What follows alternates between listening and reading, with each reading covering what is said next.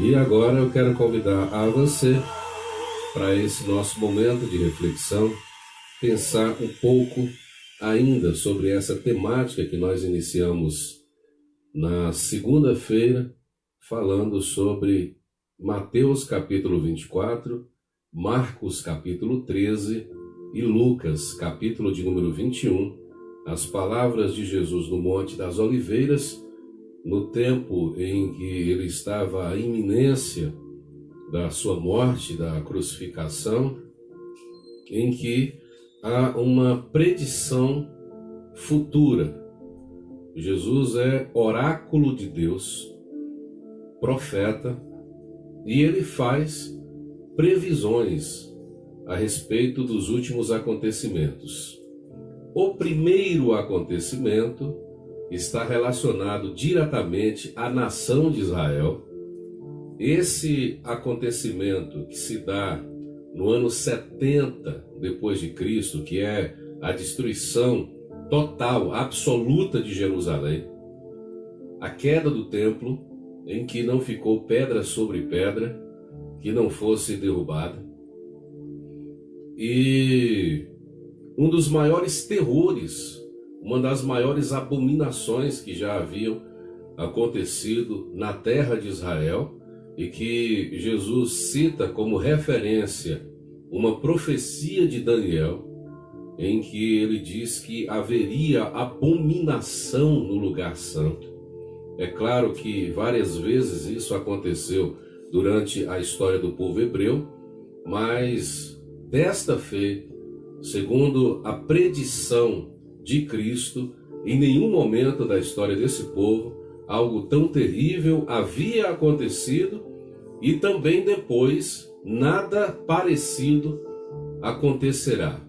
Então foi um período de grande tristeza, de grande tragédia, de grande terror. Nós narramos aqui para os irmãos durante pelo menos 3 dias alguns fatos históricos do momento terrível que o povo hebreu passou na destruição do templo.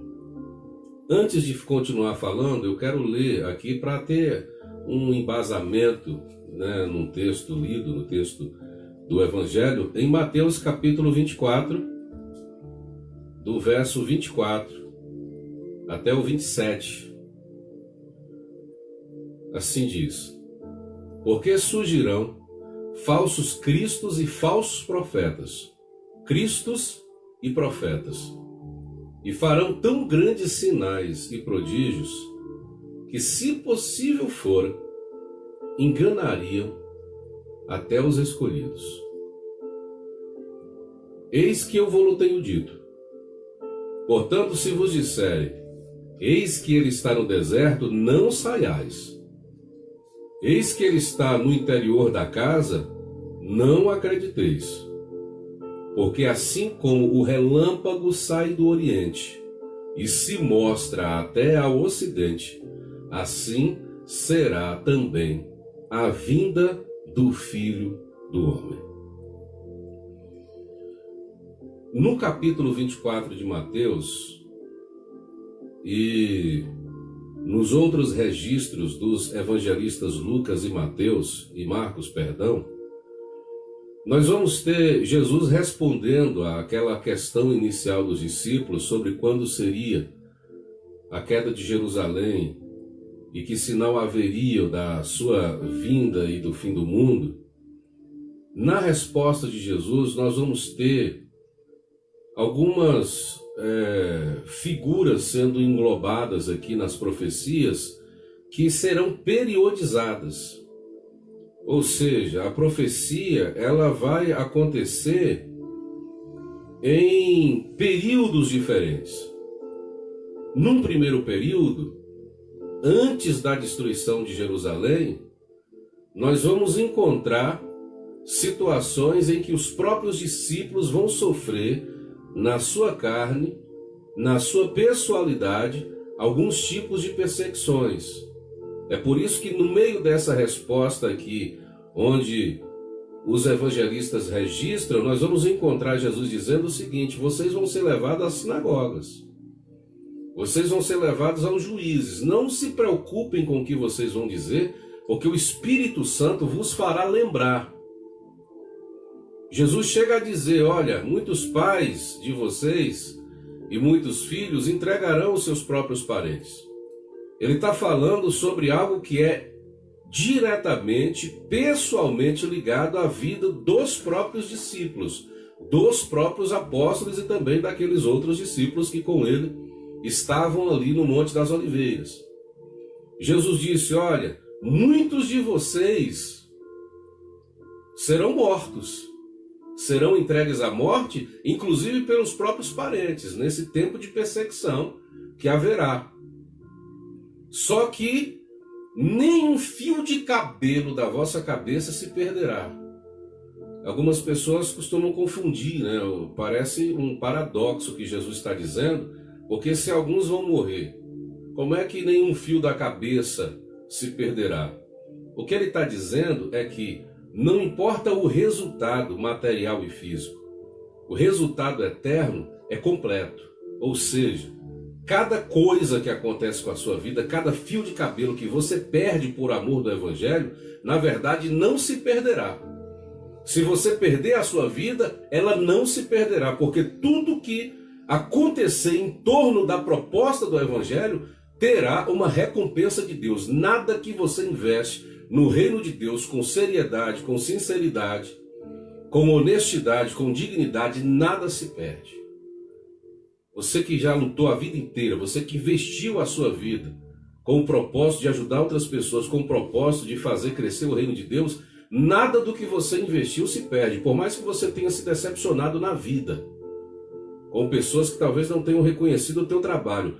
Nenhum fio de cabelo que você investiu na obra de Deus, nenhuma dor, nenhuma angústia, nada se perde.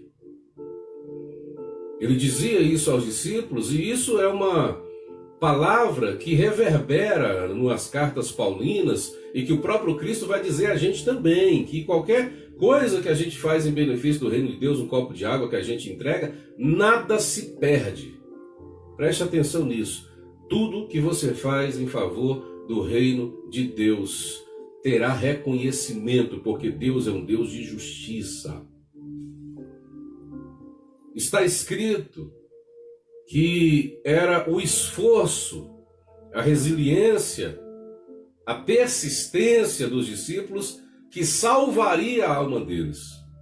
É isso que Jesus está dizendo. Então vocês vão permanecer.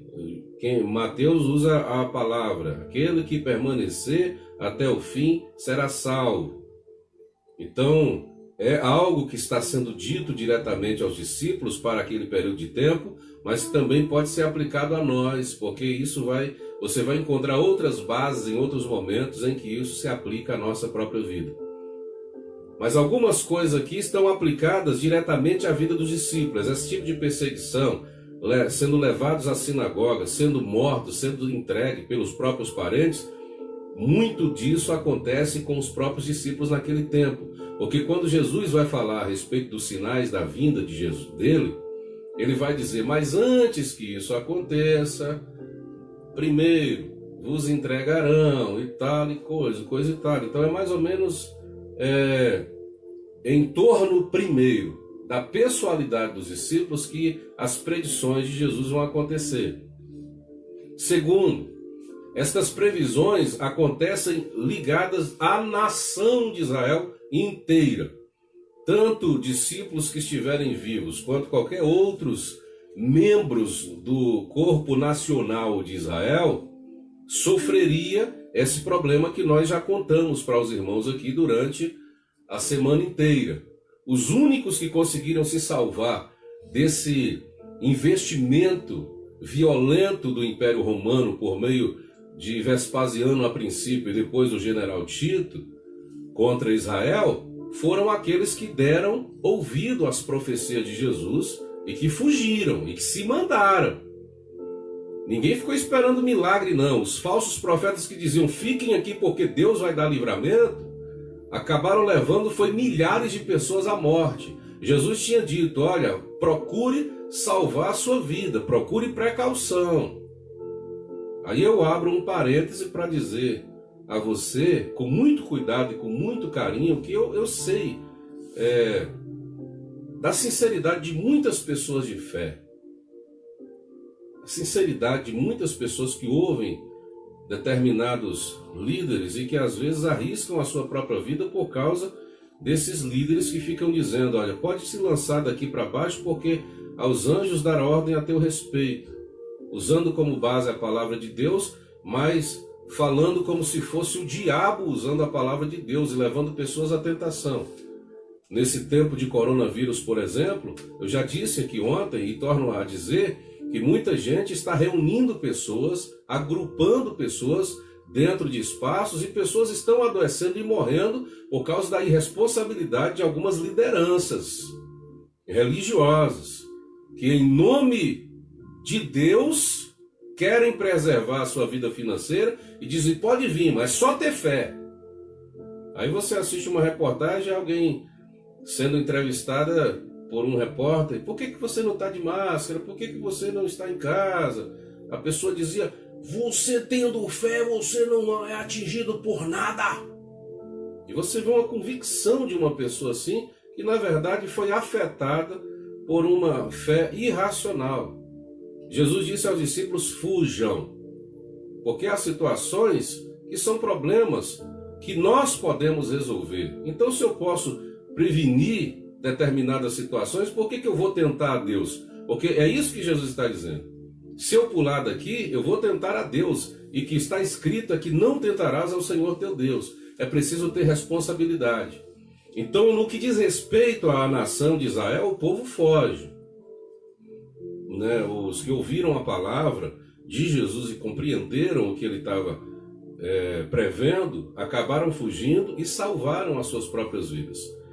E depois nós temos aqui o que nós já falamos ontem, que são predições que são generalizadas para o mundo inteiro e que abrange várias áreas da vida humana, áreas políticas, áreas naturais, áreas socioeconômicas, várias áreas da vida humana, o que nós dissemos para os irmãos ontem, que são os sinais a respeito da volta de Cristo e do final do mundo, do fim de todas as coisas. E aí Jesus vai mostrar aqui vários sinais, os primeiros que estão ligados à vida religiosa, outros que estão ligados à vida natural, outros que estão ligados à vida social, outros que estão ligados à vida política, e nós já falamos sobre esses sinais aqui com os irmãos ontem, mas um dos sinais que devem ser novamente colocados em evidência aqui é o que Jesus diz aqui no verso 24 de Mateus 24. Surgirão falsos cristos e falsos profetas. Nós falamos ontem sobre os falsos cristos, que são aqueles que em nome de Cristo diz que o representam, mas utilizam apenas o nome de Cristo para se dar bem na vida. Eles são, entre aspas, a representação do Cristo na terra. Mas mentem e enganam para que pessoas sejam ludibriadas e sejam dominadas por eles. Falsos profetas são aqueles que, fingindo ser oráculos de Deus, fingindo ser o meio de comunicação de Deus para as pessoas, falam palavras como se estas palavras fossem de Deus, fossem Deus dizendo por meio deles, e na verdade são eles próprios que estão falando. É a voz humana que está sendo colocada diante de algumas pessoas, só que disfarçada como se fosse a voz divina, você entende? Porque o que é um profeta? O profeta é apenas um canal, irmão. Os profetas do Antigo Testamento, eles não falavam aquilo que eles desejavam, eles falavam aquilo que era a voz de Deus. E a maioria dos profetas não queriam ser profetas, porque vida de profeta não é uma vida fácil, não é uma vida simples, é uma vida amarga. Porque normalmente os profetas surgem em tempos de dificuldades, em tempos de confrontação. E a palavra profética normalmente é uma palavra que busca a confrontação do povo. Então, olha para a vida de Jeremias, se foi uma vida fácil. uma vida de melancolia, de angústia, de tristeza, de depressão, de choro, de abandono, de solidão o tempo inteiro. É uma coisa simples? Não é. Olha para a vida de Isaías. É uma vida simples? Não é. Jeremias, um homem que foi morto a pedradas. Isaías, um homem que foi morto cerrado ao meio. E tantos outros profetas que não tiveram vida fácil, porque as suas palavras são palavras de confrontação. Eles não agradam ao homem a fim de ganhar pessoas para si. Eles não buscam plateia. Os falsos profetas, ao contrário, buscam plateia. Agradam determinados grupos de pessoas para manipulá-los e para fazer de determinadas situações um meio de alcançar sucesso na vida. São aproveitadores das tribulações. São aproveitadores dos sinais da vinda de Cristo. E se tornam sinais por quê? Porque eles aproveitam os sinais para poder se dar bem na vida. É por isso que em tempos de dificuldade você sempre vai ver surgir um monte de profeta. É gente recebendo visão apocalíptica. É gente recebendo revelação diferenciada de um texto da Bíblia. É gente dizendo o que vai acontecer em determinado tempo e em determinada situação. É gente sabendo quem é o número 666 sendo revelado. É gente que olha para as nuvens, vê um formato numa nuvem e diz assim diz o Senhor, a partir de um formato de uma nuvem. Gente querendo chamar a atenção para si, aproveitadores do caos para poder aproveitar-se de uma situação em que as pessoas estão vulneráveis e granjear mentes para si. São roubadores de mente de cristãos que infelizmente não estão amadurecidos no Evangelho suficientemente para poder dizer eu sei em quem eu tenho crido. Então os falsos profetas o que fazem? Fazem o que fizeram durante essa situação de Israel. Muitos falsos profetas, para agradar os grupos que estavam se rebelando contra o Império Romano, iam a Jerusalém e profetizavam em nome desses grupos aquilo que o povo queria ouvir, aquilo que satisfazia o povo, para que o povo se juntasse aos rebeldes contra os romanos, e eles ganhavam muitas pessoas com essas falsas profecias. Os falsos profetas da nossa geração buscam fama, buscam grana, buscam poder, buscam domínio. É por isso que nesses tempos eles vão aparecer aí de montes, apresentando muitas profecias. Eu sei que eu posso parecer até incrédulo para algumas pessoas, mas eu não estou preocupado com isso. Eu estou aqui para pregar o Evangelho. Foi para isso que Deus me levantou. Mas quantas vezes eu vi em determinados movimentos, eu estou falando principalmente no movimento pentecostal, que é o meio que eu vivi toda a minha vida. E não critico não, eu amo, eu gosto da manifestação do Espírito Santo. Mas eu sei também quando há manifestações humanas, carnais e diabólicas. Eu sei, eu aprendi com a experiência do Evangelho e olhando muita gente durante os quase 30 anos que eu estou na pista. Você entende? O cara chega para cantar ou chega para pregar e ele vê uma pessoa mais fragilizada na igreja, às vezes uma irmã que está tendo um problema em casa e que é tocada por uma canção ou por uma palavra que determinada pessoa fala e a pessoa começa a chorar. O que o sujeito faz? Ele se dirige àquela pessoa que está em fragilidade para usar essa pessoa para promover o espetáculo dele, porque quando você usa alguém e você move a emoção dessa pessoa, isso pode ser usado como espetáculo, como outdoor, para dar credibilidade a quem está fazendo esse tipo de manifestação. Já vi muito isso na vida. E aproveitam para dar profecias falsas a essas pessoas para ter credibilidade por parte dessas pessoas. E aí essas profecias muitas vezes não ocorrem. Jesus está dizendo, cuidado com esses falsos profetas. Porque eles não enganam apenas com palavras, eles fazem também até grandes sinais que podem enganar aqueles que se colocaram à disposição do Evangelho, à disposição do reino de Deus. Cuidado com os falsos profetas. Quando Jesus dá os sinais da vinda dele, ele fala: gente, eu estou dizendo isso não é para que vocês se assustem, não é para que vocês movam do seu lugar, não. Eu só estou dando sinais. Porque, na verdade, quem vive a proposta do Evangelho tem que viver como se Jesus voltasse todos os dias. Não é o sinal, não é um evento, não é uma catástrofe que deve me levar a Deus, não. É a minha consciência do Evangelho. Romanos 12 é uma renovação constante da minha mente, que não pode se paralisar e que não pode se conformar aos métodos que todos os dias o mundo vai trazendo para a gente. Eu preciso estar sempre orando, vigiando, conforme Jesus está dizendo aqui, para que ninguém chegue a ser surpreendido no dia da sua volta. Então, quando Jesus fala sobre todos esses sinais primários aqui, que são os sinais mais claros a respeito da proximidade do grande dia da sua volta, aí ele vai também falar sobre esse grande dia, que é o dia mais esperado por aqueles que conheceram a Cristo e que se colocaram à disposição do Evangelho. Jesus diz: olha, no dia em que eu voltar, os céus serão rasgados. No dia em que eu voltar e que o mundo estiver vivendo essa situação de conformidade, de tranquilidade, como a geração de Noé estava vivendo, então vocês vão ver um sinal do Filho do Homem, que vai aparecer nas nuvens com poder e grande glória.